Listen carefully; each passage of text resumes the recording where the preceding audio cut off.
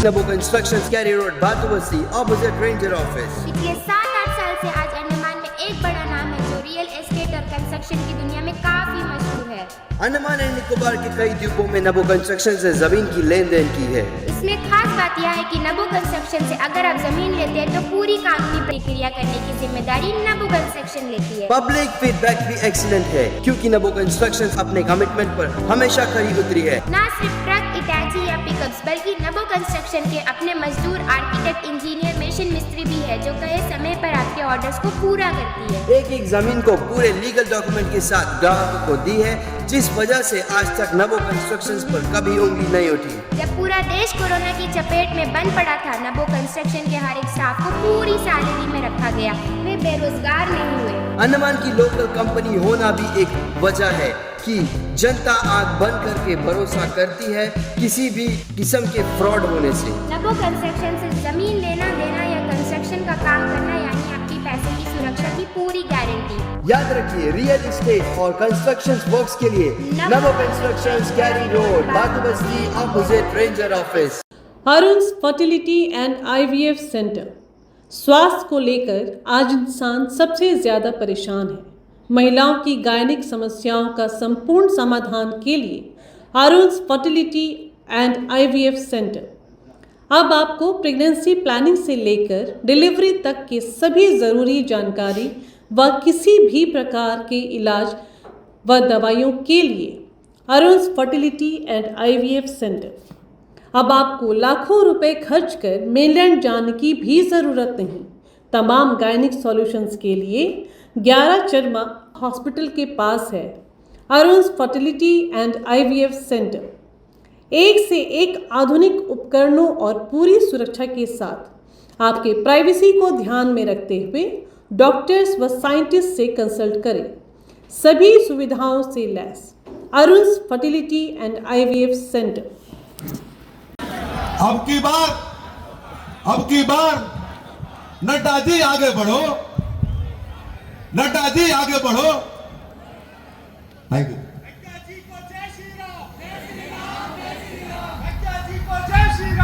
बोलिए भारत माता की, भारत माता की, भारत माता की। नेताजी सुभाष चंद्र बोस अमर रहे, नेताजी सुभाष चंद्र बोस अमर रहे, नेताजी सुभाष चंद्र बोस अमर रहे। आज के इस कार्यक्रम में हमारे बहुत ही प्रिय प्रत्याशी, मेरे बड़े भाई जिनके साथ मुझे संसद में भी काम करने का मौका मिला, ऐसे हमारे विष्णुपद राय जी, हमारे प्रदेश के अध्यक्ष श्री अजय बैरागी जी, हमारे चुनाव के सह प्रभारी और मेरे वरिष्ठ साथी जिनके साथ मैं युवा काल से काम कर रहा हूं, ऐसे हमारे रघुनाथ कुलकर्णी जी, हमारे नेशनल एग्जीक्यूटिव के मेंबर, पूर्व में अध्यक्ष रहे मेरे वरिष्ठ साथी श्री विशाल जौली जी, हमारे इलेक्शन के इंचार्ज संजय कुमार सिंह जी, हमारे कन्वीनर इलेक्शन मैनेजमेंट कमेटी के एल मूर्ति जी, को कन्वीनर हमारे एम विनोद जी, प्रकाश अधिकारी जी को कन्वीनर इलेक्शन मैनेजमेंट, राजेश पाल गोविंद जी हमारे डिस्ट्रिक्ट के प्रेसिडेंट, एनडीए के वी मधु नायडू जी, हमारे मानिक राव जी, हमारे सुहाजन चेका जी, नागेंद्रन जी, राहुल राम जी, सम्मानित मंच और यहाँ इतनी बड़ी संख्या में एकत्र आए देवियों और सज्जनों, मीडिया के मेरे साथी, प्रिंट मीडिया और इलेक्ट्रॉनिक मीडिया के मेरे साथी, आज मैं जब अंडमान निकोबार में आया हूं, इस द्वीप समूह में आया हूं, तो सबसे पहले तो मैं उन लोगों को जिन्होंने देश की आजादी के लिए, उन अनगिनत लोगों ने देशभक्ति के कारण अपना जीवन न्यौछावर किया और जिनका बहुत आयत काल अंडमान द्वीप समूह में गुजरा, उनको मैं शत शत नमन करता हूं और उसको नमन करके अपनी बात को प्रारंभ करता हूं। ये वही पुण्य भूमि है जहां नेताजी सुभाष चंद्र बोस जी ने 30 दिसंबर 1943 को आजादी का उद्घोष किया था और यहां पर आजादी का झंडा फहराया था। ऐसे वीर स्थली को भी मैं नमन करता हूं और उन नमन करके अपनी बात को प्रारंभ करता हूं।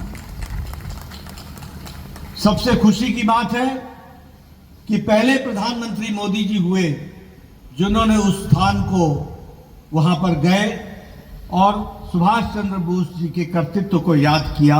यह भी हमको ध्यान में रखना चाहिए। जब मैं यहां आया हूं तो यह भी मैं बताना चाहता हूं कि कांग्रेस पार्टी ने आजादी की लड़ाई में लगे हुए योद्धाओं को भरसक भुलाने का प्रयास किया और याद रखने की कोशिश हुई, याद रखने की साजिश रही तो सिर्फ एक परिवार को ही उन्होंने याद कराने का प्रयास किया। पर ऐसी परिस्थिति में भी नेताजी सुभाष चंद्र बोस, जिनको कांग्रेस ने भुलाने का भरसक प्रयास किया और भुलाया, लेकिन प्रधानमंत्री मोदी जी ने सुभाष चंद्र बोस जी को याद करके उनकी स्मृति स्थल को जिंदा रख करके, चाहे वो इंडिया गेट हो फिर चाहे और कोई पूज्य स्थान हो, हर एक स्थानों पर, चाहे वो लाल किला हो, हर जगह पर सुभाष चंद्र बोस जी की मूर्ति को स्थापित करके उनके कर्तृत्व को जीता जागता इतिहास का पार्ट बनाया, इतिहास के साथ जोड़ा। इसको भी हमको ध्यान में रखना चाहिए। नायक वीर सावरकर को भी भुलाने का भरसक प्रयास हुआ। मैं यहां आया हूं अंडमान में और मैं वीर सावरकर जी की चर्चा ना करूं तो शायद मेरी यात्रा अधूरी रह जाएगी। और इसीलिए जब मैं एयरपोर्ट पर उतरा, वीर सावरकर इंटरनेशनल एयरपोर्ट पर उतरा, तो सबसे पहले उनकी मूर्ति पर पुष्पांजलि करके, उनको याद करके, उन्होंने जो देश की आजादी के लिए किया उसको हम लोगों ने ध्यान में रखा। मित्रों, अभी मेरे से पहले विशाल जॉली जी अपना वक्तव्य दे रहे थे और उसके बाद फिर विष्णुपाद रे जी ने अपनी वक्तव्य रखा। हमने सुना कि किस तरीके से पहले विशाल जॉली जी ने मोदी जी के द्वारा किए गए कार्यों के बारे में चर्चा की और विष्णु जी, जो आपके प्रतिनिधि के रूप में सदा सदा खड़े रहने वाले हैं, उन्होंने भी आपके बारे में पैरवी की और अपने मुद्दों को रखा। हमारे लिए आज ये बहुत ही संतोष की बात है, खुशी की बात है और आपके लिए भी खुशी की बात होगी। आपने देखा होगा, अखबारें पढ़ी होंगी, टेलीविजन देखा होगा, एक जमाना था जब आपको एक तरीके से उपेक्षित रखने का काम हो रहा था। क्या कांग्रेस के जमाने में आपको उपेक्षित नहीं रखा गया? बताइए मेरे को, रखा गया कि नहीं रखा गया? आपको दूर रखा गया कि नहीं रखा गया? आपके विकास में रोड़े अटकाए गए कि नहीं अटकाए गए? आपके विकास के काम को, गति को रोकने का काम कांग्रेस पार्टी करती थी कि नहीं करती थी?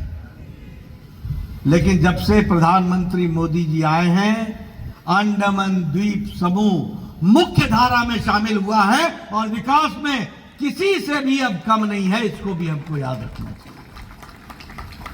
आज मुझे खुशी है कि भारत एक समय में कांग्रेस के जमाने में 10 पर 11 पर आर्थिक दृष्टि से आर्थिक ताकत माना जाता था, लेकिन पिछले 5 सालों में मोदी जी के नेतृत्व में भारत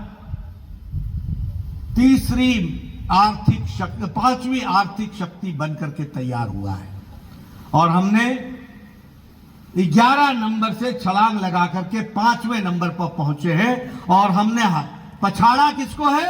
ग्रेट ब्रिटेन को, ब्रिटानिया को, जिसने हमको 200 साल राज किया, उसको पछाड़कर हम 5वें नंबर की अर्थव्यवस्था बने। आज आपसे मैं बताना चाहता हूं, आप विष्णुपाद रे जी को भेजेंगे, ये चुनाव जीतेंगे, इनके वोट को जोड़ करके मोदी जी तीसरी बार भारत के प्रधानमंत्री बनेंगे और 2027 में भारत मोदी जी के नेतृत्व में तीसरी महा आर्थिक शक्ति बन जाएगा। यह भी हमको ध्यान में रखना चाहिए। आपको जानकर खुशी होगी, आज अमेरिका की आर्थिक नीति डमाडोल है, आज इंग्लैंड की आर्थिक नीति डमाडोल है, आज यूरोप की आर्थिक नीति डमाडोल है, आज जापान की आर्थिक नीति डमाडोल है, आज ऑस्ट्रेलिया की आर्थिक नीति मुसीबत में है, लेकिन अकेला भारत ऐसा है जिसको इंटरनेशनल मॉनेटरी फंड और मॉर्गन एंड स्टैनली कहते हैं कि भारत की अर्थव्यवस्था यही एक ब्राइट स्पॉट है, यही एक चमकता हुआ स्पॉट है, यह कहा जा रहा है। हम फ्रेजाइल इकोनॉमी से ब्राइट इकोनॉमी की तरफ पहुंच गए और इलेक्ट्रॉनिक्स के एक्सपोर्ट में भारत 6 गुना आगे बढ़ा है। इलेक्ट्रॉनिक एक्सपोर्ट मैन्युफैक्चरिंग में, इलेक्ट्रॉनिक एक्सपोर्ट्स में लगभग 70,000 करोड़ रुपए का भारत एक्सपोर्ट कर रहा है। आप लोगों के हाथ में आज मोबाइल फोन है, सबके हाथ में है कि नहीं है? है ना मोबाइल फोन? है कि नहीं है? बताओ भाई। आज से 10 साल पहले इस मोबाइल फोन पर लिखा होता था मेड इन चाइना। आज इस मोबाइल फोन पर लिखा है मेड इन इंडिया। 97% मैन्युफैक्चरिंग अब मोबाइल की भारत में हो रही है। स्टील मैन्युफैक्चरिंग में भारत चौथे नंबर से दूसरे नंबर पर आ गया। आपने सुना होगा जापान की कार इंडस्ट्री के बारे में, डैटसन, टोयोटा, इसके बारे में आपने सुना होगा, सुना है ना? आज भारत जापान को पछाड़ करके ऑटोमोबाइल मार्केट में तीसरे नंबर का ऑटोमोबाइल मार्केट दुनिया में बन गया, तीसरे नंबर का।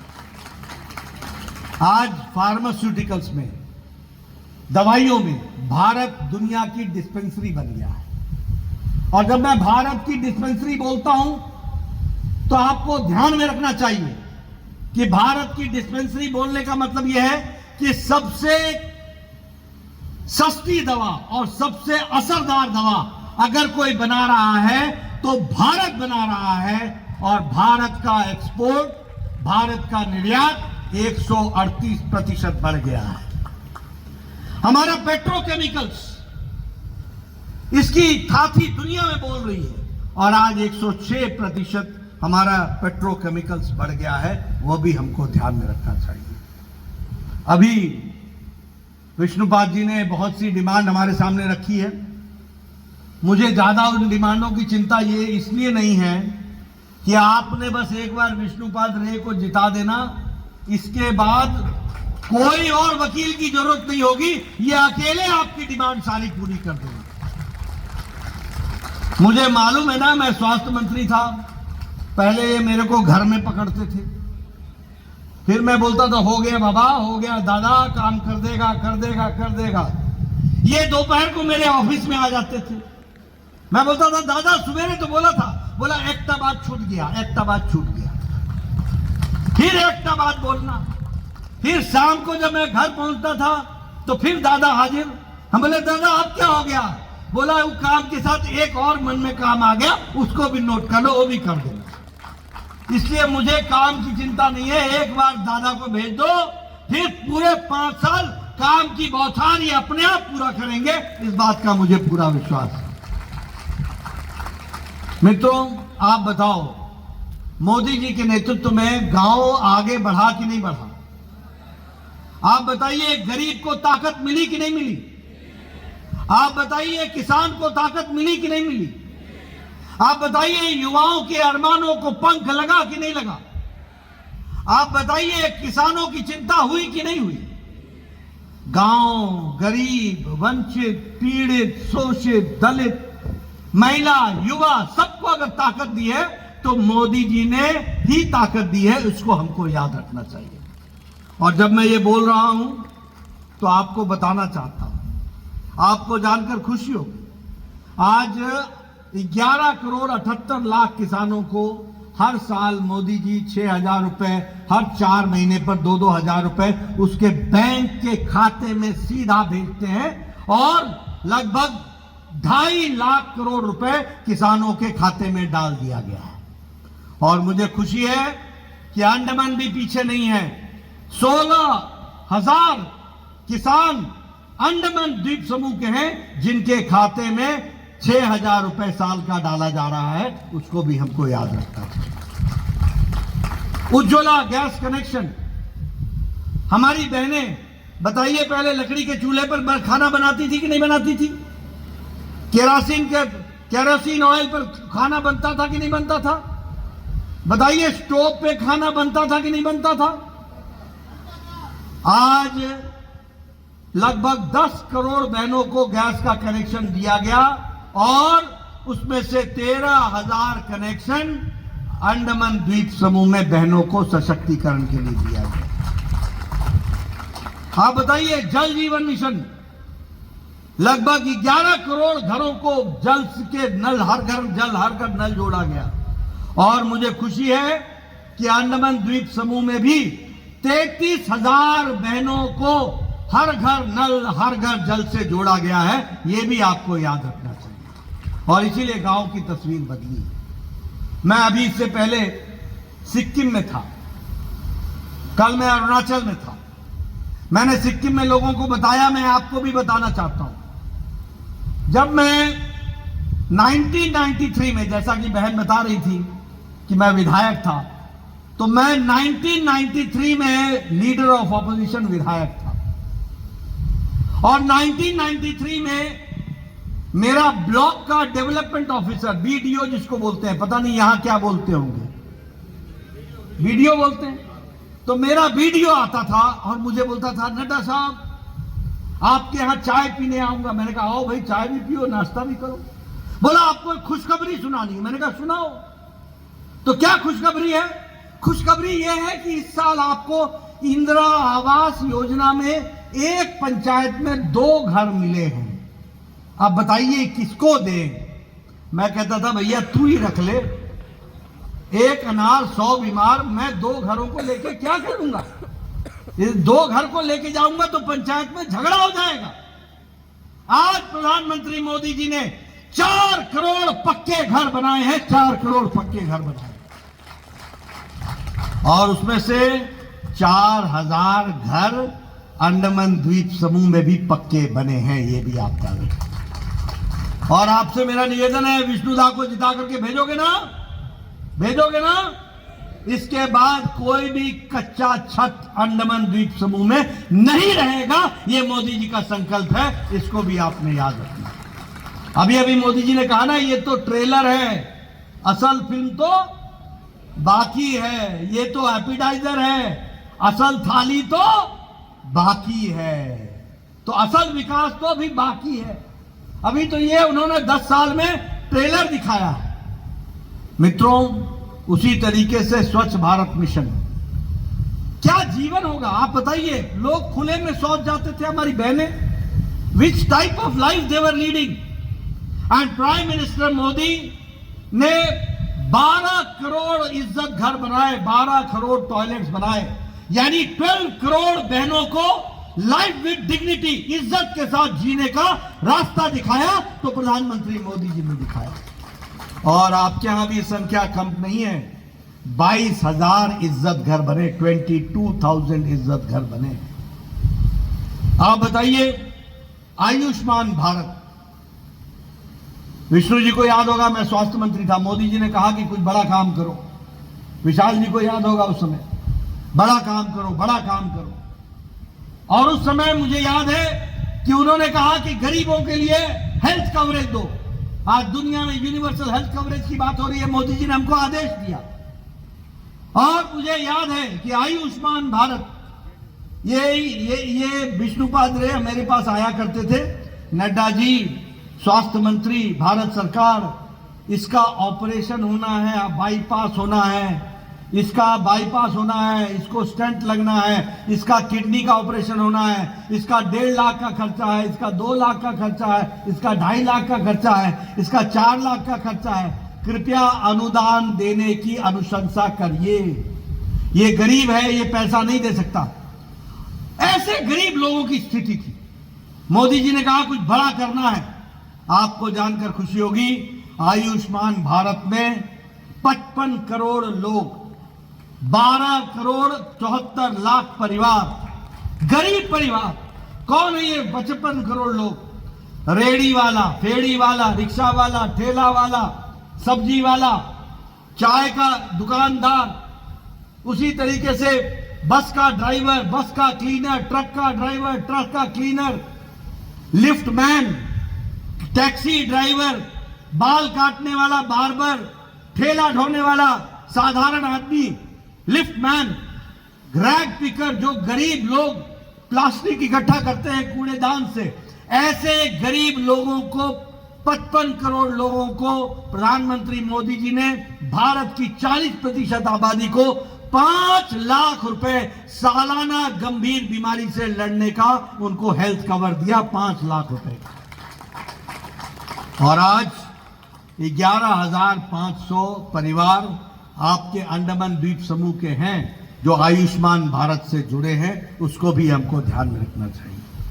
इसलिए विकास की दृष्टि से गांव, गरीब, वंचित, पीड़ित, शोषित, दलित, महिला, युवा, आदिवासी सबकी चिंता की है तो नरेंद्र मोदी जी ने चिंता की है। और यह समय है आपका कि आप 19 तारीख को विष्णुपाद रे जी के माध्यम से मोदी जी की चिंता करो। अगले 5 साल में वो आपकी चिंता करेंगे और देश को आगे बढ़ाएंगे। ये आपको ध्यान में रखना चाहिए।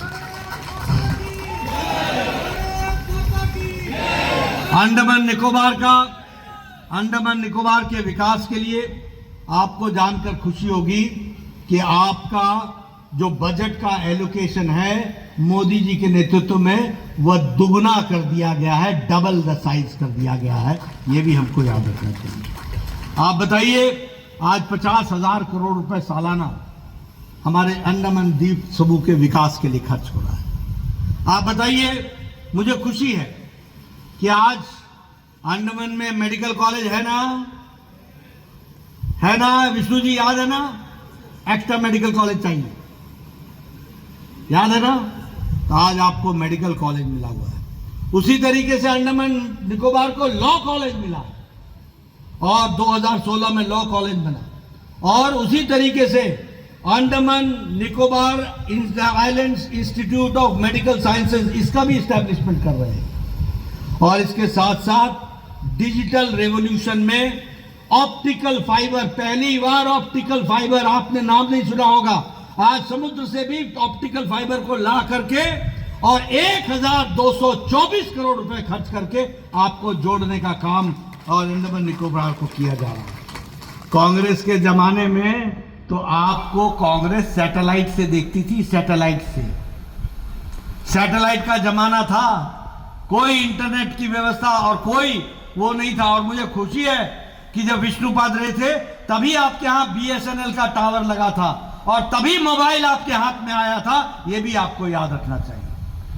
मित्रों, आज जिस एयरपोर्ट पर मैं उतरा हूं वो वीर सावरकर इंटरनेशनल एयरपोर्ट, आप देख रहे हैं ना उसकी नई बिल्डिंग, वो इंटरनेशनल एयरपोर्ट के लिए तैयार हो रहा है कि नहीं हुआ है? 700 करोड़ रुपए खर्च होकर के। कभी सुना था कांग्रेस जमाने में 700 करोड़ रुपए अंडमान में खर्च हुआ है? बोलो भैया, सुना था कहीं? सुना था? 700 करोड़ रुपए खर्च करने की बात आती थी तो कांग्रेस का दम उखड़ जाता था, सांस फूल जाता था। अंडमान को 700 करोड़, आज मोदी जी ने एक प्रोजेक्ट के लिए 700 करोड़ रुपए दे दिया, ऑप्टिकल फाइबर के लिए 1200 करोड़ रुपए दे दिया, सड़क बनाने के लिए आपको आगे बढ़ा दिया। सागरमाला प्रोजेक्ट में 60 प्रोजेक्ट्स क्रिएट हुए हैं और 7,623 करोड़ रुपए खर्च होंगे। समग्र शिक्षा में 132 करोड़ रुपए खर्च हो रहे हैं। और ये बीडनबाद से लेकर के फैररगंज तक नेशनल हाईवे 4 170 करोड़ रुपए की लागत से ये भी तैयार हो रहा है। मैं यहां ये भी आपको बताना चाहूंगा कि पोर्ट ब्लेयर से दिगलीपुर नेशनल हाईवे 4 का काम जो तीव्र गति से चल रहा है, उसमें नॉर्थ मिडिल में कुछ अधूरा रोड रह गया है, उसको भी जल्दी ठीक कर दिया जाएगा और नेशनल हाईवे 4 को ठीक से आगे चलाया जाएगा। उसी तरीके से आज आज़ाद हिंद फौज ब्रिगेड उसका भी इनॉग्रेशन हुआ है। और जो हमारे 21 बिना नाम के द्वीप समूह थे उनको परमवीर चक्र के सेनानियों के नाम पर उनको नाम से स्थापित किया गया है। इस वीर भूमि को वीरता के साथ प्रधानमंत्री मोदी जी ने जोड़ा है, वो भी हम जानते हैं। मित्रों, विकास की कहानी सुनाने लगूं तो एक पर एक कहानी हम बता सकते हैं। अभी यहां पर ट्रांसशिपमेंट का पोर्ट बनने का योजना बनी है। मित्रों, याद रखना, इसके बाद लोग सिंगापुर भूल जाएंगे, इसके बाद दूसरे पोर्ट भूल जाएंगे। 2 लाख से ज्यादा एम्प्लॉयमेंट होगा और यह अपने आप में ट्रांसशिपमेंट का और शिप का बहुत बड़ा हब बन जाएगा। इसको भी आप याद रखिएगा इसके लिए। और शायद इसमें 73,000 करोड़ रुपए खर्च हो रहा है, 73,000 करोड़ रुपए खर्च हो रहा है।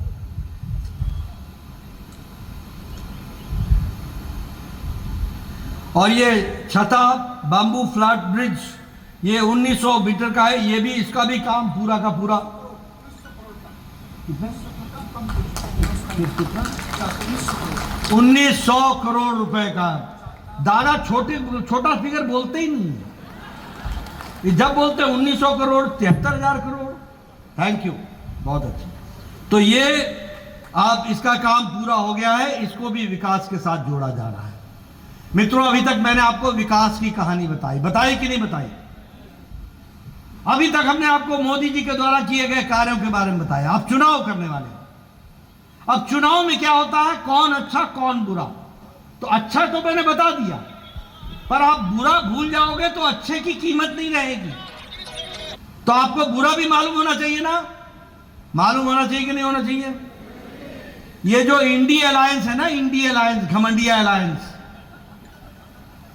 ये जो है ना, I full stop N full stop D full stop I full stop A full stop, ये इंडिया अलायंस, घमंडिया अलायंस, ये 2 ही बातों का अलायंस है। एक, भ्रष्टाचारियों को बचाओ और परिवार को बचाओ, इससे ज्यादा कुछ नहीं। एक तरफ मोदी जी कहते हैं कि भ्रष्टाचार रहने नहीं देंगे, एक तरफ मोदी जी कहते हैं भ्रष्टाचार को जड़ मूल से समाप्त करेंगे। बोलिए, भ्रष्टाचार को जड़ मूल से समाप्त करना है कि नहीं करना है? करना है कि नहीं करना है?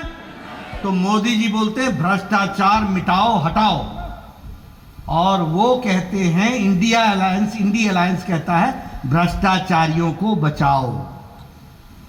आप बताइए, ये कांग्रेस पार्टी ने कोयला घोटाला किया था कि नहीं किया था? आप बताइए, इन्होंने कॉमनवेल्थ गेम्स का घोटाला किया था कि नहीं किया था? आप बताइए, इन्होंने चीनी घोटाला किया था कि नहीं किया था? आप बताइए, इन्होंने चावल घोटाला किया था कि नहीं किया था? आप बताइए, इन्होंने पनडुब्बी घोटाला जमीन जल के अंदर जाके किया था कि नहीं किया था? आप बताइए, इन्होंने 2G और 3G का घोटाला अंतरिक्ष में किया था कि नहीं किया था? आप बताइए, इन्होंने वायु में ऑगस्टा वेस्टलैंड का घोटाला किया था कि नहीं किया था? न अंतरिक्ष छोड़ा, न आकाश छोड़ा, न समुद्र छोड़ा, न पाताल छोड़ा, न धरती छोड़ी, तीनों लोक में भ्रष्टाचार किया तो कांग्रेस पार्टी ने किया कि नहीं किया?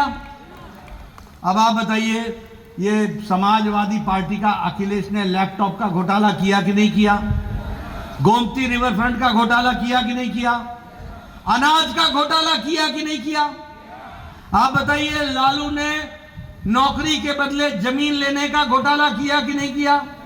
आप बताइए, लालू ने मवेशियों का चारा घोटाला खा गया कि नहीं खा गया? बोलो, माल मवेशी का भी चारा खा गया। चारा घोटाला किया कि नहीं किया? अलकतरा घोटाला किया कि नहीं किया? आप बताइए, ये डीएमके ने आपको बालू का घोटाला किया कि नहीं किया?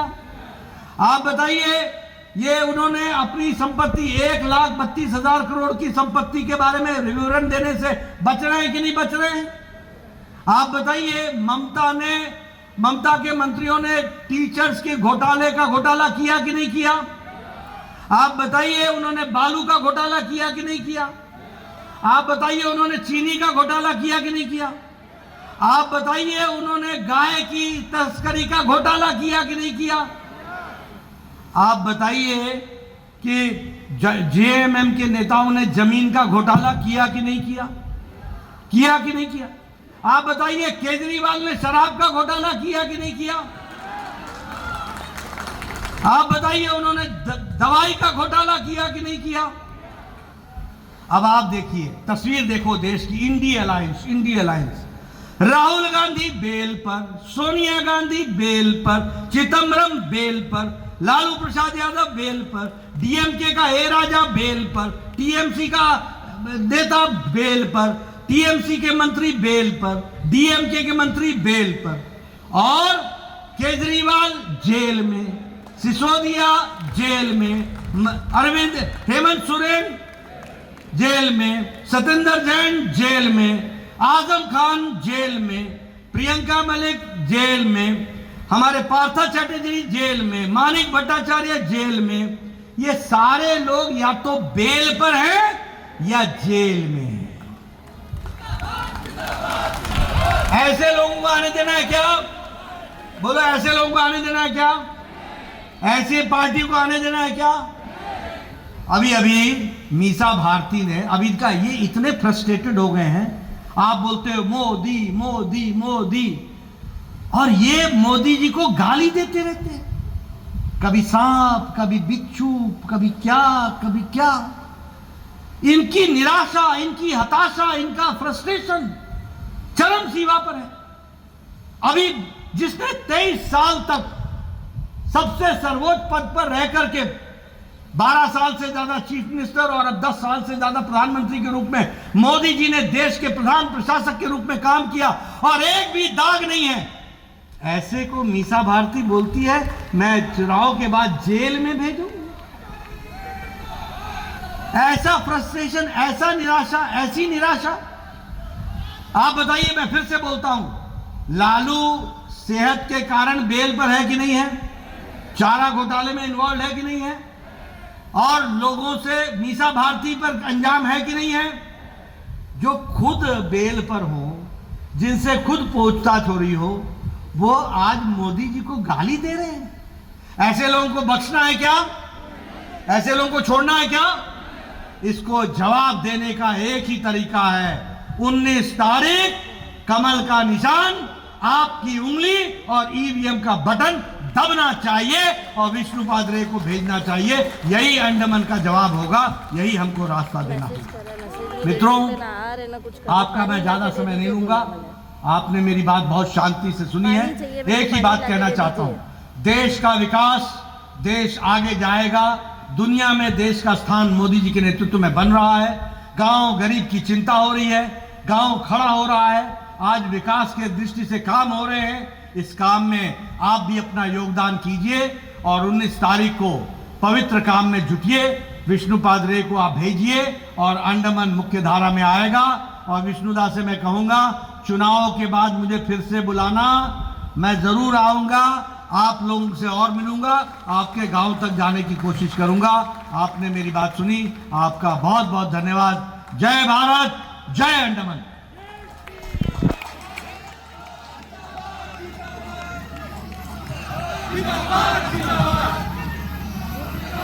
आपका बहुत बहुत नमन करती हूँ और बहुत बहुत धन्यवाद करती हूँ।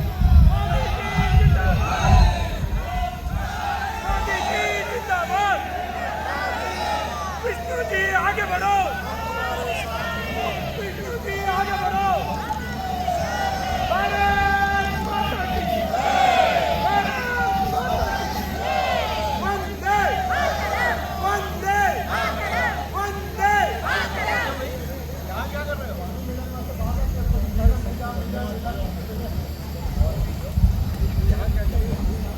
यहाँ आए हुए सारे कार्यकर्ता और समर्थकों को मैं बहुत बहुत धन्यवाद करती हूँ। आगे जलपान का अब यहाँ पे प्रबंध किया गया है, जरूर खा के जाइएगा और आप सबको बहुत बहुत धन्यवाद।